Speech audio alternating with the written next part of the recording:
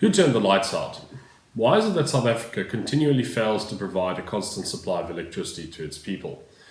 To many South Africans, constant rolling blackouts are a terrible annoyance, but their actual effect on the economy is quite staggeringly bad.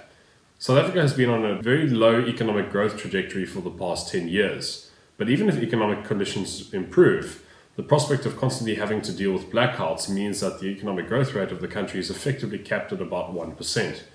When you take into account things like population growth, interest rates, and inflation, this means that South Africans, on average, are getting poorer. Eskom is also terribly managed and has effectively been in the business of producing more government jobs rather than more electricity. Over the past 10 years, the amount of electricity Eskom has produced has actually decreased while its number of employees has increased. It makes very little sense for any business to increase their number of employees while producing less product. For any business in the private sector, this would undoubtedly spell bankruptcy.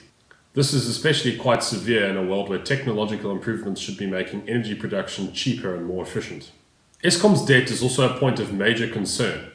Many South Africans will be very familiar with the woes of state-owned entities like South African Airways, always requiring a few billion rands in the form of a bailout. But it really pales in comparison to Eskom. Eskom's debt stands at about 450 billion rand.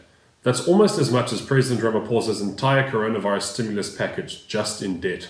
For these reasons, South Africa's electricity situation is totally unsustainable. Without a constant supply of electricity, there is little hope that South Africa will grow the economy in real terms and in so doing improve the lives of the poorest South Africans by increasing standards of living and reducing unemployment. This could be done if the market for electricity was opened up to the private sector to make up Eskom's shortfall. For various political reasons, we think that in the short term, these kinds of reforms are very unlikely, and this is due to the forces inside and around the ANC. For more insights into South African political and economic trends, become a subscriber of the Centre for Risk Analysis.